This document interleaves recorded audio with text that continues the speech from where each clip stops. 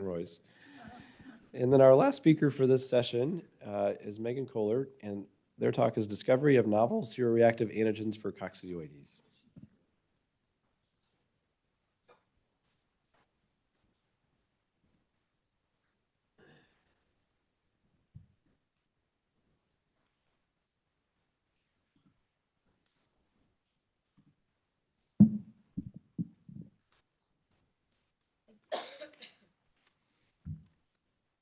Good morning. So thank you to the committee for allowing me to present again this year. I will be talking about the discovery of novel seroreactive antigens for coccidioides. And as we've talked about a lot, especially yesterday, the current diagnostics for coccidioides have quite a few problems, including suboptimal specificity and sensitivity, which is probably because of the fungal lysate used as an antigen, because the fungal lysate has unknown concentrations of ill-defined proteins. And in addition, the current diagnostics are also very time intensive. So our solution that we propose is to create a defined multi-antigen test using recombinant proteins to hopefully increase the specificity and sensitivity.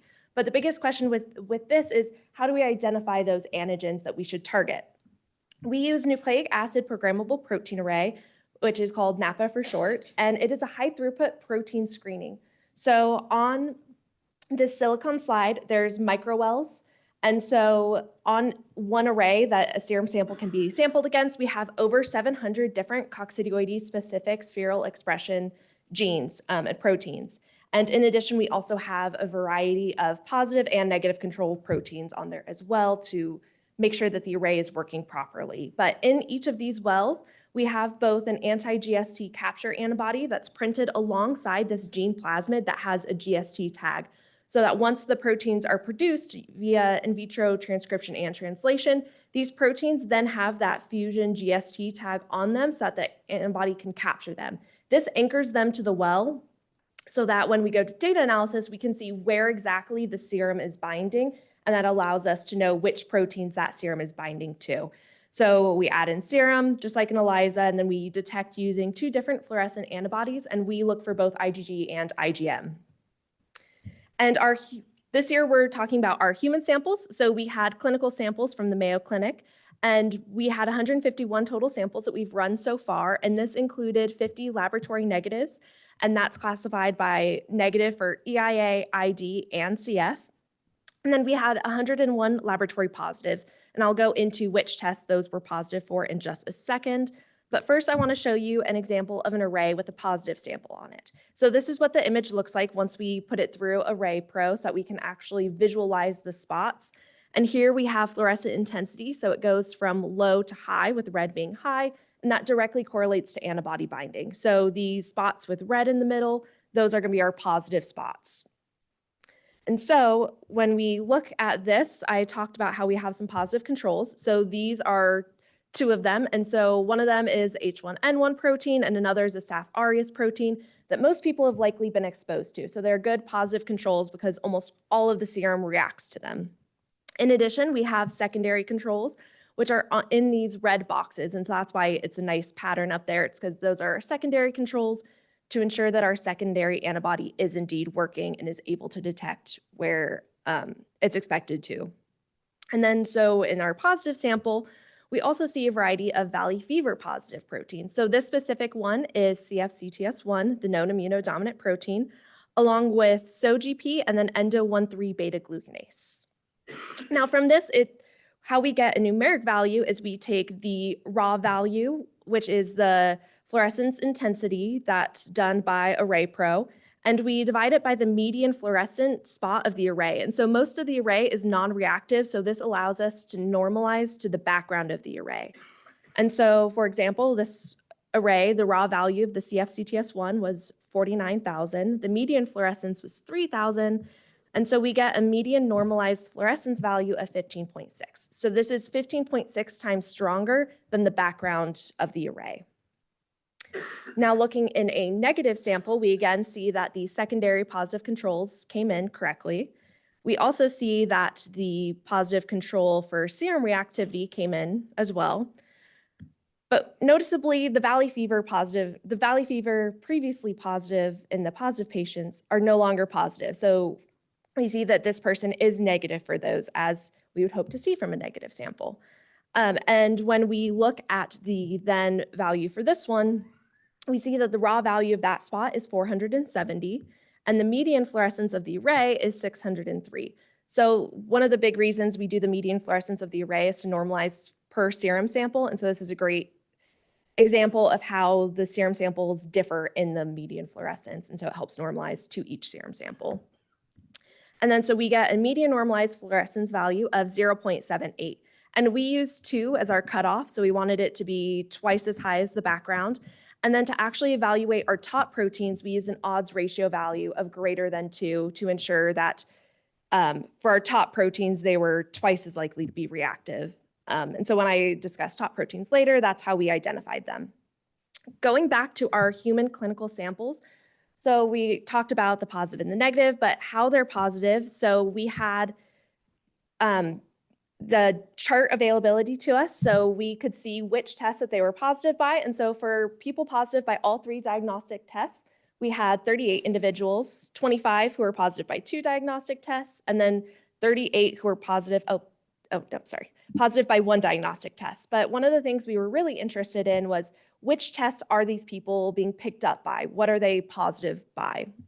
And so when we were looking, we saw that of the 2 diagnostic tests, 4 were for CF and ID, and then 21 were for EIA and ID.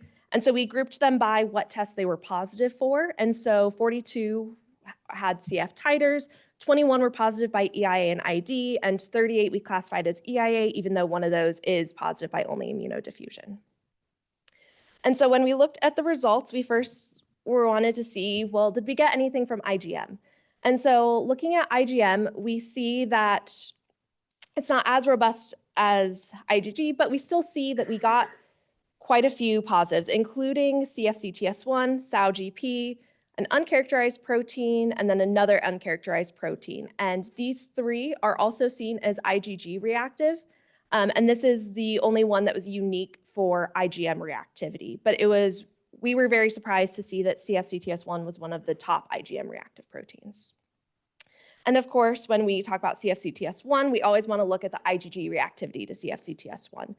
So first, I want to draw your attention to this interesting group that were classified as laboratory negatives. But there were 4 people who responded for CF on here. And then these green circles are laboratory negatives who were positive by 2 or more of those top valley fever proteins on NAPA. So that's what those green circles will indicate. And so we wanted to know, okay, of those 6 people who are in the green circles, what are they reacting to? And so these are the reactivity of the lab negative samples to other top valley fever proteins.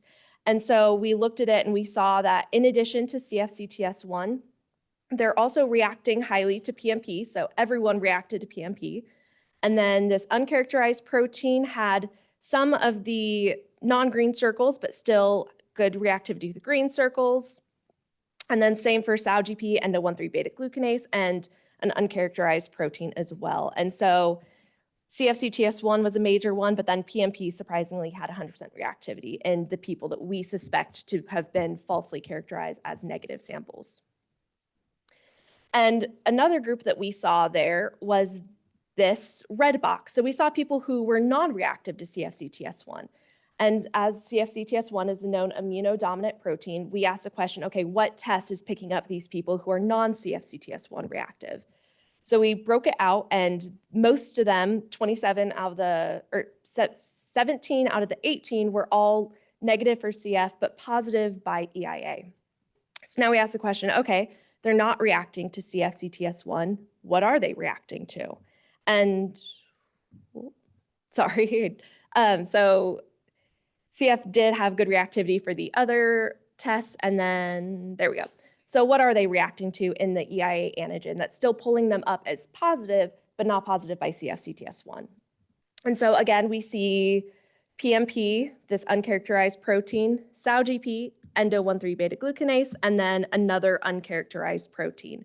But we also want to make sure that we see that how are they reacting in the whole sample, because we don't want to just look at one small subset. We want to see how they react to all of them.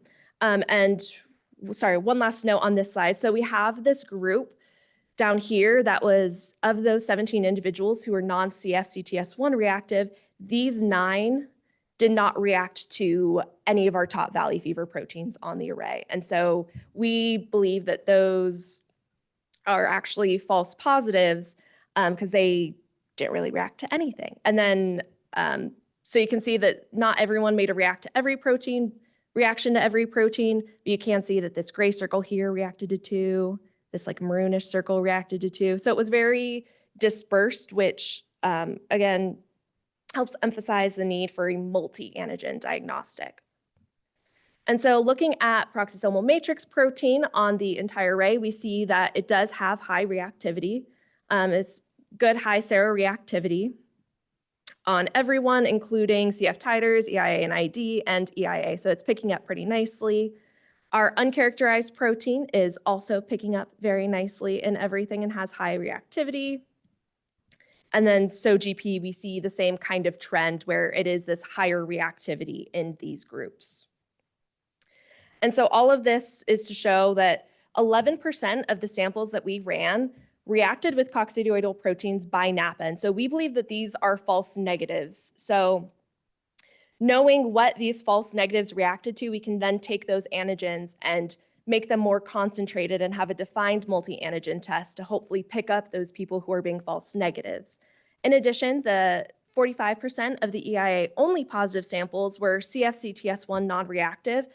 And so we want to make sure that we can also pick up people who don't necessarily make antibodies to CF-CTS1, because we know that some people don't make antibodies to that, but are likely making antibodies to other proteins. And then 53% of those 17 were not reactive to any of the newly identified biomarker proteins, and we believe those were false positives, which hopefully a multi-antigen test would help weed out as well. And so we demonstrate a need for this defined multi-antigen test, but we know that we need to screen larger sets of samples. And so we would love to collaborate with anyone to get some more sets of samples, especially if there's any disseminated samples that you have for serum or even longitudinal or just samples in general, because we'd love to see how this trend comes out with a larger group of samples. And I would like to thank everyone on this slide as well as our funding. That's it.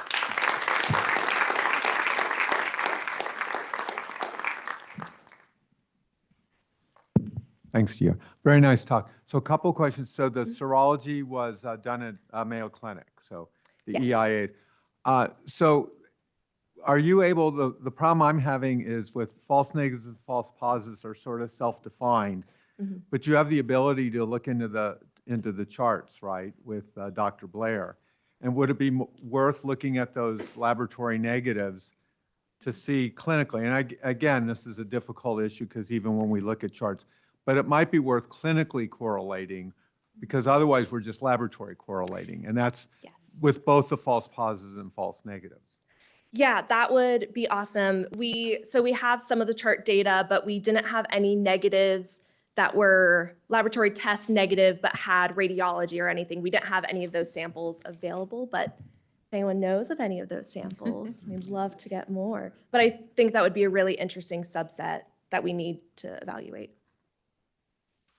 Really great talk. Kind of following up on Neil's point and slightly different. At what point do you have any feel for how long the patients had been infected when you got the serum? And so what I'm thinking is, over time, do you think the positive protein antigens are going to change? So you did mention serial samples, but also you might be able to go back to the charts and say, you know, what was your onset, symptom onset versus getting here? And there may be something about that too. So I don't have the data for when they came in versus when symptom onset was, but I do think that's very interesting. We did previously do work with the vaccinated dog samples from Lisa Schubitz and everyone down at U of A. And when we saw those, we saw that for the most part, our top proteins that we were looking at were very robust, where it continued to be above. That was only for, I think, 8 weeks post-challenge, though, so it would be interesting to continue going out further. Yeah, but that was 8 weeks post-challenge, but how many weeks post-vaccine? So they've had Post-vaccine, more, I think it was right? Another 8, yeah. 16. Yeah, Yeah, and they yeah. were still robust. So, well, it's not about robust, it's about becoming positive. Oh, I see. I see. It's the opposite question. So are these samples that aren't positive yet, right? And that would be one of my questions. That would be very cool to look at.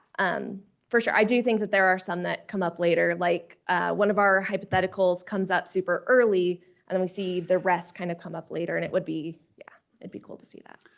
Hi. So the negatives, those are Mhm. from Mayo Scottsdale, right? Mhm. Why I not believe so. get some, is that right?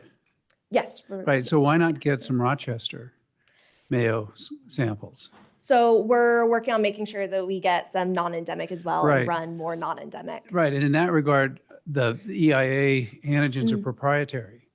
And the immunodiffusion IgM, or the old 2-precipitin, was actually an anti-polysaccharide. Mhm. So, maybe some of those that are positive in the EIA might be against a polysaccharide rather than against a protein. Yes, so that is one hard part. And it's something very interesting to look at. We have some more of the polysaccharide heavy, and there were some like pan-fungal proteins on NAPA that some of those EIA positive but CF negatives reacted to. But yeah, for NAPA, it's hard to get those because the glycosylations aren't there. Right. But that is an important factor to look at. And one other thing, it could be that you're just more sensitive than the CTS1 commercial assays. Yeah, so that is And that might actually be important to tease out, because it might be you're looking at background antibodies in people that had Cocci 5-10 years ago that are still in the serum, but just below the level of detection, so that the rules of if it's positive, it's a case, might not apply to those people. Yeah, that would be really interesting. And once we get them produced recombinantly, we'll definitely have to go through validation of that. Thanks so much. I think we're going to wrap up, and we are off time, which is not your fault. I'm not blaming you. But we're going to take a very short break. So like 5 minutes and come back.